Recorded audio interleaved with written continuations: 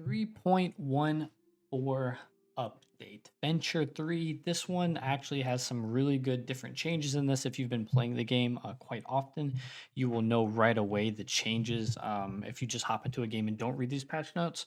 But I wanted to try to go over these and get these out into the ethers for people to kind of bite on and see what they think and try to give my opinion on it. The first thing that we have coming out is the weapon upgrades. Now, I've played a couple of games here. If you find a gun on the box or the ground, you go to the shop. It is around 350 right now to upgrade a green to a blue, and then it's around 5 to 550, I believe, to upgrade that blue to a purple. And so right now, with the extraction points they call it, or the hawks, it looks like it's around 8 to 900 for one gun. I think that kind of keeps it in line. It's definitely something that everyone's been asking for. Like, dang, I wish I could kind of find a gun and then upgrade it. And I know the community's been talking about this for a while. My biggest concern with this is that if you find a gun off the jump that you like, tight frame, the Miz, the Gar, whatever, how would you be able to snowball? Would you be able to snowball if you find that?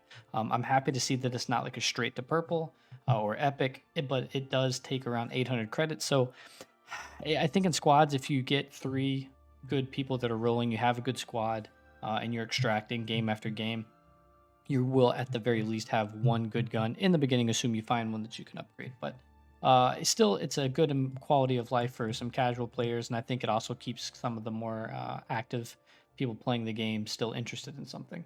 All right, one of the big changes that we have now are three new artifacts from three different quest lines. And going into some of these, you can definitely tell, and we'll get into it a little bit later.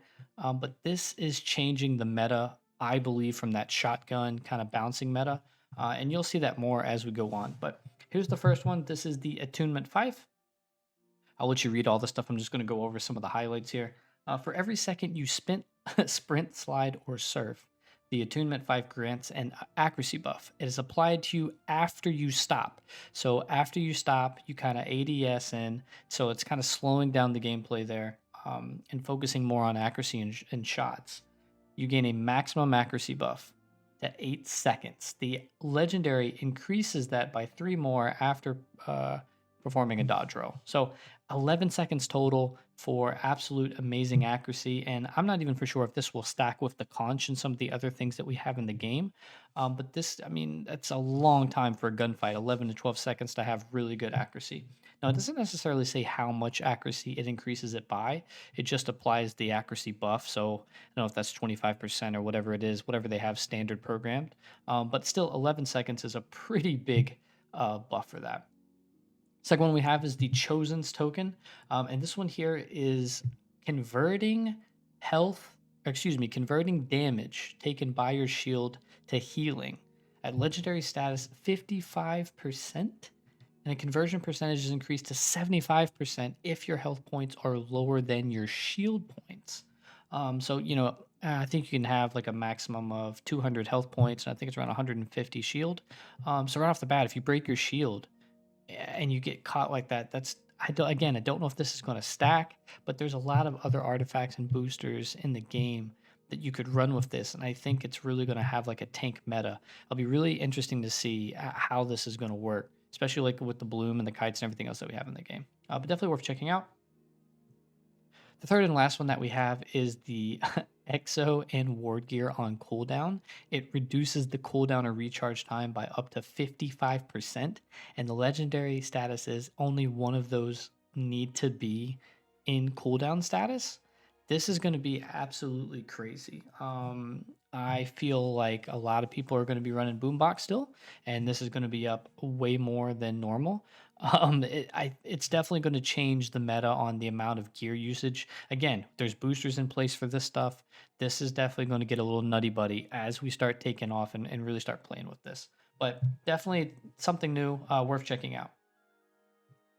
We have new tricky encounters. There's a lot. A new difficulty level is not even close. It used to be in squads you could kind of break off and do the pressure platform by yourself, or some of these other ones like the Wilting Blossoms. These are definitely more difficult. I won't go into too detail on these, but just know that they are a little bit different. Renegade classes, they just give you some tips on your stuff. Spy drone. This is a floating little drone that looks like it has a crate or a weapon box above it. I've seen it drop trinkets. I've also seen it drop weapons and shields, kind of like a shield basker. It does not take flaming damage, from what I can tell, or burn damage from anything. So it's just whatever you shoot, and it doesn't have too much health, so it's pretty good. No shield there. Prestige returns if you're maxed out a level 100 and you want to keep grinding the game. Now you have a reason. But now we're getting into some of the things that I really wanted to cover here, and you'll start to see how they're kind of curving this meta and changing up some things. So the first thing is the soul siphon has been decreased. This has definitely, you could tell right off the bat, fixed an issue where you could gain an additional healing or boost by eliminating a target you knock down. This was actually listed in the thing, like you could overheal, and now they've kind of walked that back. Ambusher, different types of bushes and models, even in water. That one's actually pretty cool. So that I think that one, it's not meta by any means, but it's just cool that they've added it. Death Grip can now be looted from caravans. Sacred Beat can be looted from caravans, so that's good if you don't have it. Now you can go after a caravan and get it. Taking cover, damage reduction decreased from 30 to 25%. So this was taking less damage from grenades and exos, boomerangs, and the lantern and stuff. And so that's a 5% decrease, so that got a nerf. The gunslinger, hip firing accuracy bonus decreased from 25 to 20, so that got a nerf. You have the Recon Raptor flight speed increased by 50%, so you'll definitely see that if you guys like using that constantly. You should note that that kind of flings out a little bit faster. Reworked aim assist while using a gamepad, reducing its intensity. I will say that I do notice that on the AI or the disciples, the in-game monsters, the PvE, it is still sticky. If you do the glyphs and the little puzzles, it is still sticky on that. But I am noticing medium to longer ranges. If you're using a controller, you will notice the aim assist is a little less. I'm going to have a video actually breaking down all these changes, and something, this is definitely going to be one that I want to show how it's changed. Contract quest conditions related to looting treasury has been adjusted. Decreased difficulty for disciple encounters in the treasure hunt squads. I don't think that's true. I actually think they increased it. Water wells changed the opening and closing times for higher difficulty, and pattern door increased the crystals. Yeah, that's true. That's increased it. Invisibility no longer hides hoverboards. That's also true. Some general improvements, some AI improvements, weapon balancing. All right. Increased bullet spread while jumping. This I would say has just from testing it for a couple games that I was on is around 50%. If you jump now, you will bloom out. So definitely be mindful while jumping. Slightly reduced accuracy for shotguns. This is not just ADS. This is also hip fire. They've also increased the bloom on that. Movement speed of pistols is increased. I mean, it's, light buff. Increased force of recoil for the Z. There is a recoil nerf for this, or I guess you would say buff on the recoil.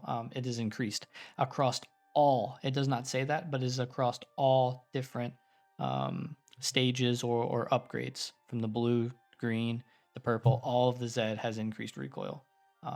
Slightly reduced rate of fire and fire acceleration, increased force recoil.